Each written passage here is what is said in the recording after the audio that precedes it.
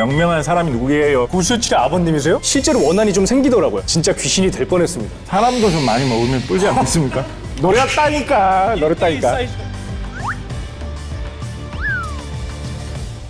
안녕 넷플릭스. 네, 안녕하세요. 동궁에서 세자 역할을 맡은 곽동현입니다. 안녕하십니까. 공학 박사이자 괴물 전문 작가로 활동하고 있는 곽재식입니다.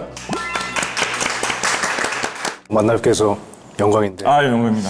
이런 분야는 너무 전문가이시니까 동궁 되게 재밌게 보셨습니까? 재밌게 봤죠. 모험물 같은 느낌? 그렇죠. 좀 그런 약간 신나는 느낌? 다채로운 느낌으로. 이게 정말 단순히 재밌게 봤습니다. 뭔가 호러, 오컬트라고 정의하기에는 다양한 분위기들이 섞여 있는 작품인 것 같아서 저 오늘 어떻게 저희 둘이 이 동궁에 대해서 이야기를 좀 이렇게 해보는 자리를 가지게 됐는데 전 깜짝 놀란 게 또 작가님이랑 저랑 성이 같지 않습니까? 그렇죠. 정말 높은 확률로 네. 작가님이 현풍 곽시다에 꺼먹살이한테 양기 50%를 걸 수 있습니다. 그렇게 거시는군요. 예. 그런데 아주 좋은 작전이죠. 왜냐면 우리나라에 곽씨가 한 10만 명 정도 있다라고 하는데 9만 7천 명 정도가 다 현풍 곽씨고 3, 4천 명 정도가 청주 곽씨라고 하거든요. 통계까지는 몰랐는데 그 정도인가요? 혹시 현풍 곽씨 아니신가요? 전 청주 곽시. 그래서 이제 이런 얘기가 있죠. 청주 곽씨는 이제 진짜 양반이다. 현풍 곽씨는 그냥 너 왜 성이 없어? 성 아무나 골라라고 하면 곽씨 좀 좋아 보이던데 이런 사람들이 현풍 곽씨가 된 거예요. 실제로 보는 건 거의 처음인 것 같아요. 동궁 속의 귀매를 처음 본 것 같은 처음 보는 것 같아요. 그런 느낌이 이렇게 저희 또 곽씨들의 만남으로서 우리 동궁 이야기를 한번 재밌게 펼쳐 나가보려고 합니다. 우리 동현님이 동궁의 캐스트로서 오늘 귀매 토크에 나와주신 거지 않습니까? 예, 맞습니다. 혹시 동궁보다 이 영상을 먼저 접하신 분들께 작품 소개를 좀 해주실 수 있을까요? 동궁이라는 작품은 귀신을 잡을 수 있는 구천이라는 인물, 귀신의 소리를 들을 수 있는 생강이라는 인물이 왕의 부름을 받고 궁 안에 들어와서 궁에 벌어지는 저주와 저주의 근본을 찾아가는 오싹하고 짜릿하고 통쾌한 그런 작품이라고 볼 수 있겠습니다. 동궁이라는 말이 우리나라에서 옛날에 조선시대에 특히 많이 쓰던 말인데 임금님이 있는 궁전 중에서 동쪽에 있는 부분에 왕자, 특히 임금님의 후계자가 될 왕자가 사는 곳을 이제 동궁이라고 불렀잖아요. 맞아, 예. 제가 그 동궁에 살고 있는 세자 역할로 출연을 하게 되었고 세자의 죽음으로써 모든 사건들이 이제 시작됩니다. 그런데 여기서 아까 작가님이 언급해 주신 것처럼 이 영상을 먼저 보신 분들은 스포일러를 당하실 수도 있습니다. 작품을 보시고 영상을 보시고 작품을 다시 한 번 또 복습을 하시고 그럼 너무 좋죠. 그게 최고로 재밌게 즐기는 방법이죠. 저희 동궁만의 귀의 세계라는 그 세계관이 있잖아요. 저는 좀 인상적이었던 게 그 귀의 세계로 구천이 들어가는 것에 대한 설정이 직관적이기도 하고 재미있었던 것 같아요. 스스로 물에 몸을 던져서 줄을 연결한 다음에 다이빙하는 느낌으로 가지 않습니까? 저는 그게 연출되는 모습이 되게 멋있었어요. 미지의 세계를 환상의 세계를 돌아다니다가 가느다란 그 줄 하나에 의지해서 나와야지 살 수가 있는데 그러기가 쉽지 않은 그 아슬아슬한 느낌이 한 가닥 줄로 표현되어 있는 그런 게 저는 연출이 되게 좋았던 것 같고 어쨌든 귀의 세계는 죽은 자들의 세계잖아요. 그들과 비슷한 상태가 되어서 들어간다는 그 설정이 좀 재밌었던 것 같아요. 어떻게 보면 좀 약간 과학적인 느낌도 좀 있고 그죠?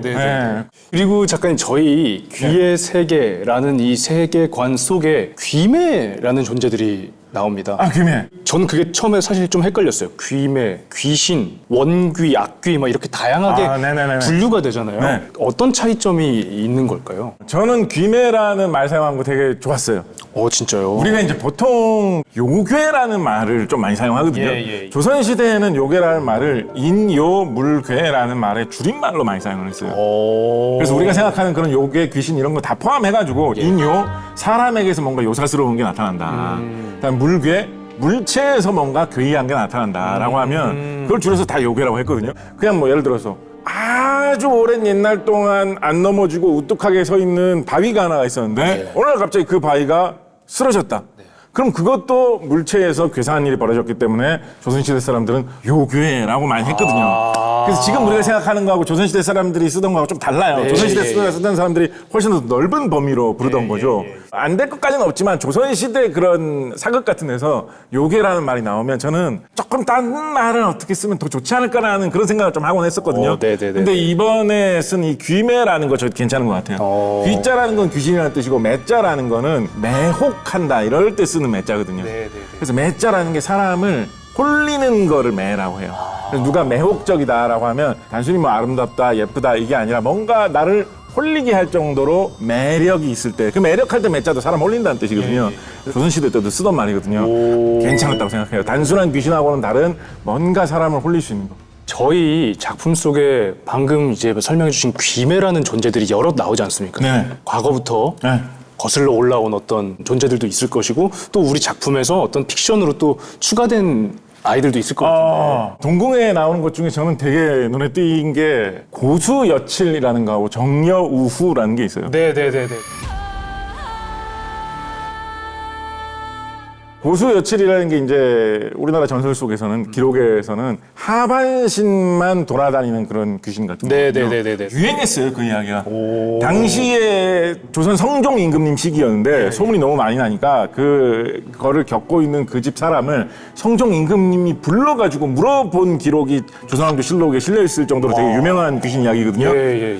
고수여친이라는 말은 그 모습이 말라가지고 시꺼멓게 칠한 것 같았다라는 그 옛날 기록 속에 묘사되어 있는 표현 중에 핵심적인 네 글자를 따와가지고 그걸 이야기의 그냥 제목으로 삼은 거거든요. 명한 거구나, 그냥. 예. 예. 근데 그 고수여칠 이야기를 고수여칠이라고 명명한 사람이 누구예요? 작가님이세요? 고수여칠의 아버님이세요? 고수여칠로 제목을 붙인 사람? 작가님. 아, 신기하지. 우와, 그렇구나. 정여우후. 네네네. 정음을 정자. 여는 같다는 뜻의 여자. 우자는 소우자고요. 후는 운다는 뜻입니다. 그래서 우물이 소가 우는 것 같은 소리를 냈다는 뜻이에요.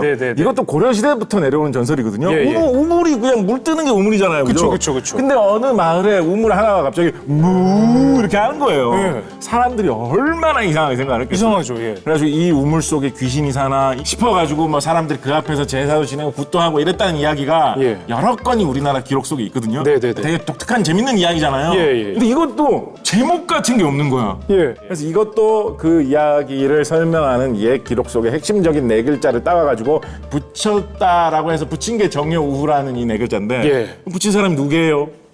작가님? 참나. 아니, 작가님 그러면 제가 지금부터 12년 전인가 13년 전인가 저거를 이름을 붙여가지고 예. 인터넷에서 이제 본격적으로 이야기를 하기 시작했는데 오. 그게 돌아 지금 동궁에까지 이렇게 간 거죠. 재밌지 않습니까? 오, 대단하시네요, 진짜. 근데 이야기 속에서 이 고수여칠 같은 경우에는 사실은 이제 이야기는 좀 사연이 좀 나와 있어요. 네네네. 거기 사연을 보면 이 하반신만 돌아다니는 이 귀신 정체는 뭐였다고 돼 있냐면 친척 고모님이었다고 돼 있어. 고모요? 친척 고모님인데 뭐가 불만이 있었든 어떤지 해가지고 하반신만 나타나가지고 돌아다니는 그러니까 그냥 고모님이야 그냥. 그 집에 그런 하인이나 그런 아랫사람들이 되게 무서워하고 싫어해. 근데 이제 돌아가신 다음에 나타나니까. 네네네네. 그런 게 원래 전설 속의 고수여칠이었는데 이 드라마 속에서는 그것과는 좀 다른 성격으로 나오죠. 누구 고모님으로 나오지는 않는 것 같아요. 그런 거는 그 기본적인 강렬한 소재를 활용을 해가지고 우리 동궁의 작가님께서 더 좀 재밌게 이렇게 발전을 시켜주신 것 같아요. 그러면 작가님 그 고수여칠은 이게 하반신만 있는 것 같은 형태라고 말씀하셨잖아요. 우물에서 소 소리 나는 애, 네. 걔는 이거는 원래 기록상에서는 모습이 없어요. 왜냐면 소리만 나거든. 그래서 우리가 상상만 할 수 있는 거야. 그래서 그 소리를 기반으로 우물이란 장소랑 해서 우리 작품에서 이렇게 소화를 한 거구나. 고수여칠 얘기했을 때도 성종 때 왕께서 직접 목격자를 불러서 물어보기도 했다고 하셨잖아요. 그렇죠. 동궁처럼 네. 어떤 궁 내에서 그런 것들이 발견됐다는 기록이라던가 뭐 이런 것도 있을까요? 그것도 꽤 있어요. 진짜요? 네. 궁궐에 있는 사람들도 귀신 이야기를 되게 많이 믿었던 것 같아요. 화끈한 이야기로는 1615년에 그때 광해군 임금님 시대거든요. 그때도 그런 소문이 되게 많이 돌았나 봐요. 궁궐에 귀신이 돌아다닌다. 근데 이때는 광해군 본인이 그걸 되게 많이 믿었어요. 네, 광해군이 이제 사람 막 몰아가지고 뭐 없애고 이런 거 많이 했잖아요. 그러니까 찔렸나 봐. 나 때문에 목숨을 잃은 사람들 한 맺혀가지고 복수하러 온다 이런 생각을 많이 했나 봐. 그래서 광해군 임금님이 그런 말하자면 뭔가 고스트 버스터즈 같은 그런 사람들을 부르고 싶었나 봐요. 궁궐에서 귀신을 쫓아내기 위해서. 그래서 광해군이 고민을 하다가 무슨 생각을 했냐면 옛날 조선시대 사람들 생각으로는 뜨거운 불길, 밝은 빛, 혹은 요란한 소리 이런 게 있으면 그거는 귀신의 그런 세계하고는 안 맞기 때문에 귀신이 도망간다 이런 생각을 많이 했거든요. 이거를 동시에 내줄 수 있는 게 뭐가 있겠습니까? 총을 사용하자라고 생각하는 거예요. 그래서 총 잘 만드는 기술자들이 있을 거 아니에요. 조선시대에도 뭐 요즘 총 같은 총은 아니었겠지만 한 20명 정도를 모아가지고 총을 매일 밤 정기적으로 이렇게 좀 쏘면서 궁궐을 돌아다녀라 이렇게 지시를 해가지고 그때 당시에 궁궐에 있는 사람을 완전 싫어했다는 이야기 있거든요. 네네네. 궁궐 속에서도 그런 귀신 이야기 그런 거에 사람들이 많이 이렇게 홀렸던 것 같아요. 방금 고수여치 우리 고모님 말씀해주신 것처럼 그분도 뭔가 억한 심정이 있으셨던 거잖아요. 네네. 이 한국 설화 속의 어떤 귀신이나 어떤 그런 이야기들을 보면 사연이 좀 있는 것 같아요. 사연이 있죠. 네. 이게 약간 한국적 설화 속 이야기들의 특징일까요? 그런 쪽으로 특히나 많이 발전한 것 같아요. 아, 예. 특히나 현대에 들어와가지고 우리나라 옛날 전설 속의 이야기를 보면 귀신 이야기나 괴물 이야기들 종류가 되게 좀 다양하게 많이 있는데 그 중에 뭘 좀 영화나 소설이나 만화나 이런 걸로 많이 만들까를 생각을 하다가 요런 게 좀 한국인들의 구미에 맞겠다 싶어가지고 뭔가 사연이 있고 한이 맺혀 있고 그런 이야기들 좀 많이 활용을 한 것 같거든요. 그래서 그것도 중요한 한 가지 특징이고 정말로 조선시대 이전에 우리나라의 괴물 이야기나 귀신 이야기를 찾아가 보면 조선시대 사람들은 귀신이라는 걸 진짜로 진지하게 믿는 사람들이 정말 많았어요. 네네네. 그렇다 보니까 귀신이라고 했을 때 조선시대 사람들은 제일 먼저 떠올리고 많이 상상하는 어떤 형태, 모습이 할아버지, 할머니들의 귀신이 제일 많다고 생각했어요. 아, 돌아가신 분들. 또 웬만하면 귀신으로 나타나니까. 그쵸. 예. 그리고 이제 아마도 조선시대 사람들 사고 방식이었을 것 같아. 할아버지나 할머니가 이렇게 뚝쓱 나타나는 거야. 갖고, 당신 뭐야? 라고 하는데, 어린 놈의 이가 언제 봤다 반말이야? 이런 식으로 얘기하면 그게 훨씬 더 무섭다고 생각한 거야. 6.25 사회의 그 관념에서는 그럴 수 있겠네. 나이 많은 어르신이 나타나가지고 호통치는 이게 진짜 무섭다고 생각을 해가지고 어떻게 보면 지금 생각해보면 조금 웃길 수도 있지만 그 시대 사람들의 문화를 되게 잘 반영하고 있는 우리나라 설화 속의 특징, 재미라고 저는 생각하죠. 재밌는 얘기를 너무 많이 해주셔가지고 지금 정신을 못 차리겠는데 이 동궁 속의 귀매들에 대해서 정말 사실 이런 작가님 같은 분하고 꼭 이야기를 나눠보고 싶은 점들이 많았어요. 네. 우리 동궁에 등장하는 귀매들이 한국의 전통 설화의 어떤 존재들이랑 좀 비슷한 연결 지을 수 있는 점이 있을까요, 작가님? 이 동궁에서는 제가 보기에는 조금 상품 그런 거 약간 노리고 조금 만든 것 같은 그런 귀매로 꺼먹살이가 나와요, 꺼먹살이. 거먹살이는 노린 거 같죠? 100%입니다. 100%죠. 그리고 그 노림수에 제가 당했어요. 사고 싶어요. 그러니까. 근데 정말로 작가님 제가 얼마 전에 제작사 사무실에 놀러 갔다가 꺼먹살이 노렸다니까. 1대1 사이즈가 있는 거예요. 노렸다니까. 정말 훔쳐갈 뻔했어요. 그러니까. 노렸다니까. 꺼먹살이 이야기 자체는 사실은 좀 비교적 현대에 나온 이야기거든요. 2000년대 후반 정도 돼가지고 인터넷 시대에 사실은 퍼진 이야기예요. 그러니까 우리나라 전설은 아닌데 우리 작가님이 이제 이렇게 데리고 간 거죠. 근데 뿌리가 없지는 않아요. 전설 속에도 그 비슷한 게 꽤 나와요. 예를 들어서 단종 임금 때 황해도 지역에 나타났던 전설로 어떤 게 있냐면 밤에 이상한 검은 그런 연기 같은 게 돌아다닌다. 근데 그냥 돌아다니는 게 아니라 자세히 보니까 그게 조금씩 이렇게 뭉치면서 모양을 좀 이루는 것 같더니 마치 병사들이 대오를 지은 것 같은 모양, 진을 치고 있는 모양으로 전염병을 주변에 퍼뜨린다라는 식으로 그때 당시에는 이야기가 이렇게 진행이 됐었어요. 우리 동궁에서는 그런 느낌보다는 좀 노리고, 그죠? 완전 귀여운 형체로 바꿔가지고 꺼먹살이라는 현대의 이야기를 활용해서 등장을 시켰죠. 꺼먹살이 얘기하니까요, 작가님. 네. 꺼먹살이가 또 양기를 막 먹고 음식도 먹고 하다가 어느 순간에는 거대해지지 않습니까? 그렇죠. 그렇게 크기가 변하는 꺼먹살이 말고도 좀 이어져 오던 이야기 속의 귀매가 있을까요? 사실 귀매가 아니더라도 사람도 좀 많이 먹으면 좀 뿔지 않겠습니까? 아무래도. 그러니까 사람들이 더 상상을 잘 하게 된 거야. 귀신이라면 더 빨리 커지겠다 이런 식의 생각을 많이 하게 된 거예요. 그래서 대표적인 많이 알려진 이야기로는 불가사리 이야기 같은 거 되게 많이 알려진 편입니다. 불가사리라는 괴물이 있는데 쇠로 된 거는 뭐든지 다 먹는다. 이상하게 점점 커지는 괴물 이야기, 귀매 이야기 이런 게 옛날부터도 꽤 다양한 형태로 있었던 것 같아요. 그리고 또 저희 이 자식도 한번 작가님께 여쭤보고 싶었어요. 네. 아주 강렬하게 등장하는 네. 쌍두사목이. 일단 이 녀석 쌍두사목! 쌍두사목 제목 누가 붙였을까? 아버님이세요? 쌍두사목 쌍두사목 제목 아버님이세요? 붙인 사람 누굴까? 그렇습니다. 얘기해보세요. 쌍두사목. 아니 쌍두사목 이게 저도 대본에 써 있어서 그런 게 아니라 실제로 저도 쌍두사 목인데도 네. 이상하게 사에서 뱀사자가 연상되고 생긴 것도 약간 그렇게 생기다 보니까 머리 둘 달린 어떤 뭐 뱀 뭐 이런 애인가 네. 그렇게 생각을 했어요. 네. 비슷하게 생기기도 했고 얘는 또 이렇게 명명하신 이유가 그러면 어떻게 되고요? 요거는 요 부분이 라인이 딱 맞아가지고 네. 요거를 제목으로 삼기가 딱 좋았어요. 쌍두는 확실히 머리 두 개. 네, 쌍두 머리 두 개. 네. 사가 숫자 사예요. 그러니까 사. 쌍 두 개, 머리 두, 사, 목, 눈이에요. 아 눈목자예요. 네, 그래서 머리가 두 개, 눈이 네 개 이 뜻이에요. 그래서 two head, four eyes. 예. 라인 맞잖아, 라인 맞잖아.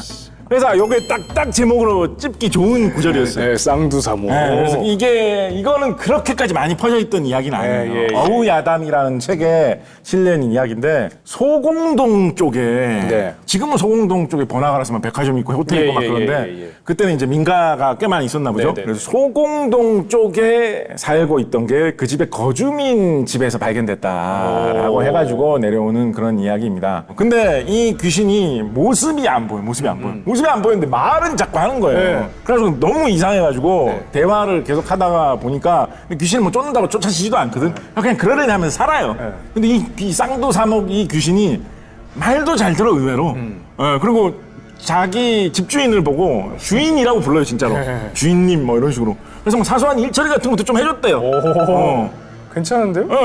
그렇다 보니까 나중에 좀 이렇게 친해졌나 봐. 그래가지고 모습을 좀 보여줘 봐라라고 했더니 갑자기 벽에 그림이 쫙 이렇게 나타나더라고요. 그랬더니 그 벽에 나타난 형상이 머리 두 개, 눈 네 개인 형상이었다라고 되어 있거든요. 아, 그래서 우리 작품에서도 어둠 속에서 은밀하게 모습이 보이지 않는 상태에서 나타났다가 그렇죠. 구천이 대화를 통해서 힘을 빌린다는 얘기도 하고 주인공을 도와줄 수 있는 애예요. 원래 기록상에 나오는 전설부터. 애초에 좀 프렌들리한 애네요. 그런데 진짜 특이한 게 이것도 조선시대 사람들 관념인가 봐. 밥을 안 주면 그렇게 싫어했다고 돼 있어. 아, 먹는 거에도 우리 밥을 안 주면, 밥을 안 주면. 그거만 잘 챙겨주면 모든 자질구레한 일들을 많이 해결해줬다. 아, 괜찮네요. 괜찮네. 다음 귀매에 대해서 얘기하기 전에 혹시 이 녀석도 왜? 타살 감흥. 이건 아니에요. 이건 아니시구나. 제가 왜냐면 이거는 이건 아니시구나. 저는 옛날 기록성에 나오는 괴물 이런 거를 주로 많이 조사를 하고 그거에 네, 관한 네, 글을 네. 많이 쓰거든요. 네, 네. 타살 감흥 이거는 옛날 기록성에 나오는 게 아니에요. 이건 비교적 현대에 나와 있는 이야기입니다. 뿌리는 되게 깊이 있어요. 예. 이거는 무속인들 쪽에서 나와 있는 이야기입니다. 네네네. 무속인들이 이렇게 신내림을 받는다, 귀신의 어떤 그런 힘을 받아서 뭘 한다, 귀신의 이야기를 한다 이럴 때 뭐 요즘에는 접신했다 이런 말도 많이 쓰고 뭐 빙의했다 이런 말도 많이 쓰는데 저승에 있는 그 귀신이나 홀령하고 감응을 하게 되었다. 네, 감응을 하게 됐다라는 말도 꽤 많이 사용했습니다.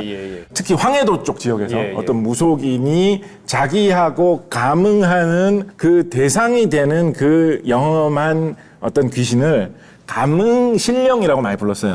근데 그게 약간 조금 발음, 왜냐면 굿이라는 게 이렇게 좀 음악과 춤과 함께 하는 거니까 발음도 약간 좀 흥이 들어가면서 감흥신령으로 바뀌어요. 그 요즘은 감흥신령이라고 부르는 데가 조금 더 많을 거예요. 감흥신령이라보다는. 그래서 감흥신령이라는 게 말하자면 무속인이 이렇게 기도하는 대상, 자기하고 이렇게 접할 수 있는 그런 대상이 이제 감흥신령이거든요. 그래서 거기에서 이제 감흥이라는 말이 온 것이고 여기 앞에 타살이라는 말이 붙은 거는 뭔가 재물을 바치거나 뭐 그런 활동을 통하는 거를 이용을 해가지고 감흥신령의 어떤 힘을 빌려온다. 뭐 이런 뜻으로 사용한 말인 것 같습니다. 아, 그래서 무당이 이렇게 우리 작품처럼 소환해서 타살 감흥이 나타났다. 귀매들 지금 쭉 훑어왔는데 우리 작품에 또 태초의 귀매라는 설정을 가진 귀매가 나옵니다. 네. 태초 귀매는 이거는 제가 보기에는 거의 순수 창작하신 것 같아요. 네. 여기서 태초의 귀매, 태초 귀매라는 건 뭔가 귀매의 어떤 뿌리, 그죠? 귀매계의 약간 JYP 같은 그런 느낌?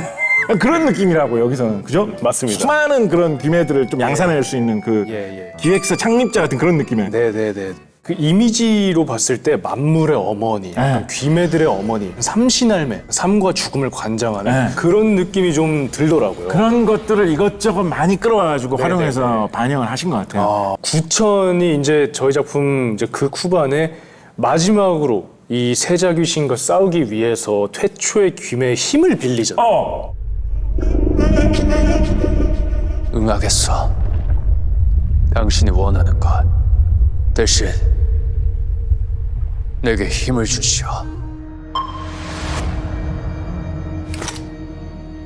이 장면에 대해서는 작가님 혹시 조선시대 기록 중에 또 귀신한테 힘을 빌렸다, 뭐 거래를 했다, 뭐 이런 이야기도 있나요? 그런 이야기 중에 조선 후기에 되게 많이 유행해가지고 한 19세기까지도 정말 많이 유행한 걸로 예. 태자귀 이야기라는 게 있어요. 태자귀. 예. 어떤 사람이 세상을 떠나고 나면 그 사람의 어떤 흔적을 이용을 해가지고 내가 주술을 걸어서 그거를 갖고 있으면 예. 그 사람이 귀신으로 변한 거에 도움을 내가 받을 수 있게 된다 이런 거거든요. 예. 보통 뭐라고 할까요?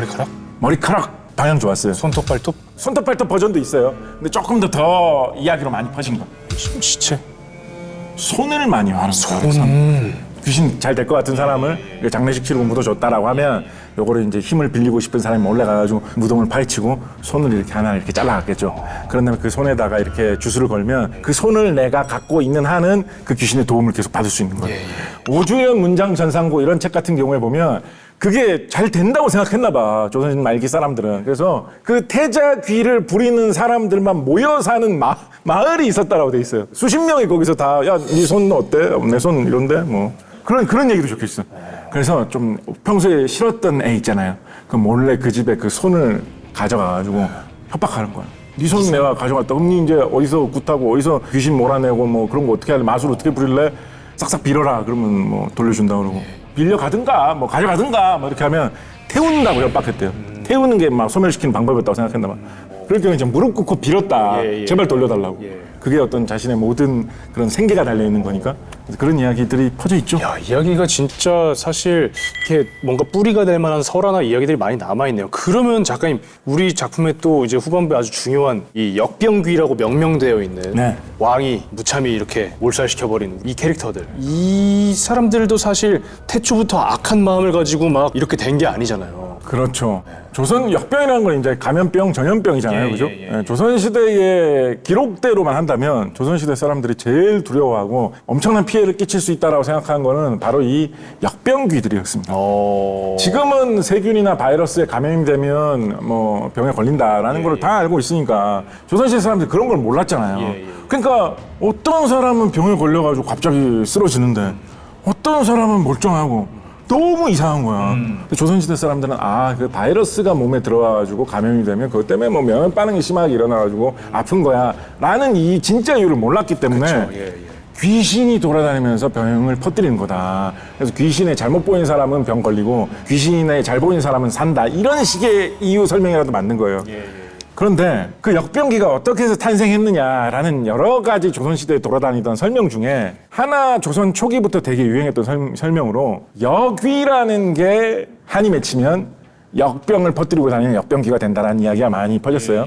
역귀라는 거는 어떤 거를 역귀라고 하냐면 무사귀라고 또 해가지고 제사를 지내지 못하는 귀신들이 그런 역귀가 된다. 유독 한 맺힌 귀신이 된다라는 식으로 생각을 한 거예요. 이것도 조선시대 사람들 발상이지. 귀신이라면 세상을 떠나고 나면 제사를 성실하게 지내줘야 되는데 제사를 못 지내주게 되면 제사밥 못 먹은 귀신은 악하게 피해를 끼친다. 이런 식의 생각이 조선에서는 되게 유행했던 거예요. 그래서 이 우리 작품에서도 이 왕과 구천이 이들을 달래서 승천시키기 위해 여제를 지내잖아요. 여제라는 것도 실제로 그럼 실제로 있었고 많이 거행이 됐습니다. 특히 나라에 이런 여러 가지 재난 같은 게 벌어졌을 때 날씨가 너무 안 좋다. 가뭄이 지거나 가뭄이 지거나 이럴 때도 여제 같은 거를 했던 그런 기록들 꽤 많이 있습니다. 여제라는 게 12가지 케이스의 이유 때문에 세상을 떠난 사람들의 귀신이 여기가 될 수 있기 때문에 특별히 따로 보살펴줘야 된다라는 거거든요. 되게 특이하고 신기한 게 뭐냐면 서기 1444년에 어떤 사람이 아마도 좀 높은 사람이었겠죠. 높은 사람이 꿈을 꿨다는 거야. 온몸에 피가 감겨 있는 그런 어떤 여성이 자기를 찾아와가지고 나도 한 맺히고 제사 지낼 데가 없는 그런 귀신인데 여제를 치는다는 데 가면 나도 제사밥 얻어 먹을까 싶어서 갔더니 12명 시리즈 목록 중에 나는 없더라. 그래가지고 내가 너무 답답하고 억울하다 라고 꿈에서 나와서 얘기를 했다는 거야. 그래갖고 선생님 왜 어떻길래 그랬습니까? 라고 했더니 내가 자식을 낳다가 목숨을 잃었다라는 거야. 그래서 이 사람이 임금님한테 이거를 공식으로 보고를 합니다. 제가 꿈을 꿨는데 이게 꿈이지만 꿈 같지가 않습니다. 그래서 1444년에 3개를 추가합니다. 이렇게 출산을 하다가 목숨을 잃은 사람, 번개를 맞아가지고 목숨을 잃은 사람, 높은 곳에서 추락해서 목숨을 잃은 사람 3개를 추가를 해가지고 총 15가지 경우에 대한 그런 귀신에 대해서 여제를 지낼 때 제사를 지내기로 했다라고 되어 있죠. 예. 제가 이제 좀 여쭤보고 싶은 게 있어요. 예. 우리 동현 배우님 차례인 것 같습니다. 세자 귀신. 지금 쭉 다양한 귀매 이야기들을 많이 했습니다만 사실 모셔온 이유를 생각해보면 이게 좀 메인이지 않겠습니까? 어떤 거죠? 제가 연기한 세자귀신이라는 인물, 어떤 이 존재는 왕이 되고 싶었지만 왕이 될 수 없고 아버지로부터 배신당했고 뭐 이런 욕망들, 본인이 가지고 있는 원한들을 가지고 이제 목숨을 끊은 그래서 악귀가 되어버린 거죠, 사실. 내가 이 궁을 장악하겠다. 산자들의 왕이 될 수 없으면 죽은 자들의 왕이라도 되겠다. 개인이 가지고 있던 어떤 욕망과 아버지에 대한 어떤 원한 이런 것들이 합쳐지면서 좀 끔찍한 악귀가 되어버린 그런 존재이지 않을까요? 세자 귀신에게 매력이 있는 게 이런 서사가 있는 악귀? 악당이면서도 이렇게 묘한 사연이 있다라는 게 이게 재밌는 부분인 것 같거든요. 세자 귀신 연기했을 때 뭐 어떤 이렇게 보여주는 그런 방식이라든가 아니면 뭐 어떻게 중요하게 생각하시는 특별한 요소나 이런 게 있으실까요?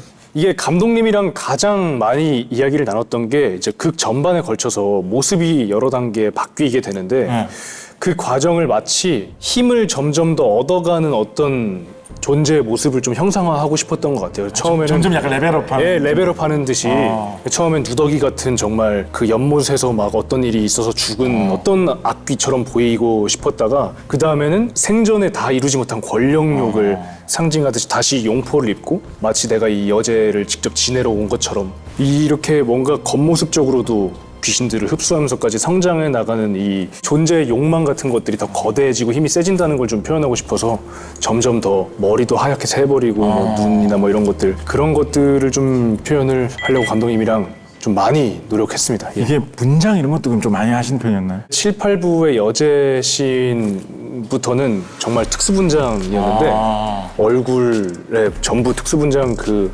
패드를 붙여서 한 3-4시간 정도 매일매일 분장을 4시간 한다고요? 진짜 귀신이 될 뻔했습니다. 조승우 배우님 그냥 모자만 쓰면 끝인 것 같은데 그냥. 실제로 원한이 좀 생기더라고요. 이게 분노를 표현할 때 좀 더 유리하구나 이게. 연기하기에 굉장히 도움이 됐었고 하필이면 여름이었어가지고 이 본드로 붙여놔도 떨어지고 또 떨어지고 또 붙이고 그러면서 이제 저도 실제로 악귀가 좀 될 뻔했거든요. 그게 참 재밌었습니다. 그래서 감독님도 이런 캐릭터들 아까도 다 보셨겠지만 귀매들도 그렇고 제 세자 귀신 캐릭터도 비주얼라이징 하는 거에 대해서 되게 어떤 열정이 크시고 관심 많은 분이셔가지고 감독님 저는 얘가 점점 괴물에서 오히려 사람으로 돌아가는 듯한 느낌이었으면 좋겠어요. 뭐 이런 얘기도 나눴고 그러다가 사람처럼 가다가 어떤 초월적인 존재가 되어버렸다. 이런 걸 좀 저희는 표현하려고 했었습니다. 우리 작중의 세자 귀신 같은 막강한 힘을 가지고 뭐 그런 귀신이 또 있을까요?